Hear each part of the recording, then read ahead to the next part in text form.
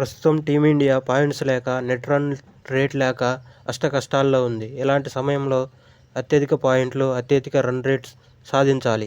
అలా జరగాలంటే 26న చెన్నైలో చిదంబరం స్టేడియంలో జింబాబ్వేతో జరగబోయే మ్యాచ్లో ఈ రికార్డు సాధించాలి. అవి రావాలంటే టీమిండియా 270 రన్స్ చేయాలి.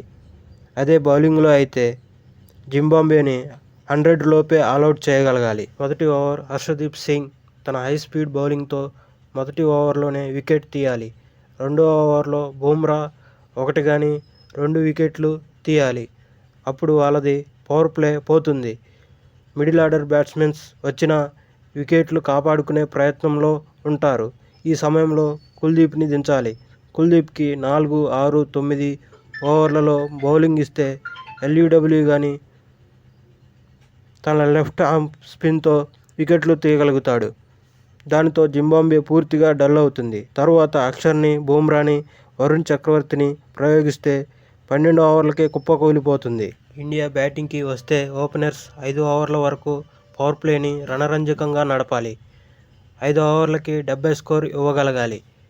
నెక్స్ట్ మిడిల్ ఆర్డర్ బ్యాట్స్మెన్స్ మంచి పార్ట్నర్షిప్ బిల్డ్ చేసి 17వ ఓవర్ వరకు ఉండాలి. స్కోర్ని 200 వరకు తీసుకెళ్లాలి. ఆ తర్వాత వచ్చిన రింకు సింగ్, అక్షర్ పటేల్ లాంటి వారు 200 నుంచి 260 పైగా తీసుకెళ్లాలి. ఇలా జరిగితే -3 ఉన్న నెట్ రన్ రేట్ +5కి వస్తుంది. అట్లాగే 2 పాయింట్లు వస్తాయి. దీంతో ఇండియాకి సెమీస్కు వెళ్లేందుకు బలమైన నమ్మకం ఏర్పడుతుంది. ఇదిలా ఉంటే వెస్టిండీస్ మీద ఇండియా గెలవాలి అనేది వెస్టిండీస్ సౌతాఫ్రికా మీద పోరాడిన తీరును బట్టి ఉంటుంది. ఓడితేనే ఇండియాకి మేలు జరుగుతుంది.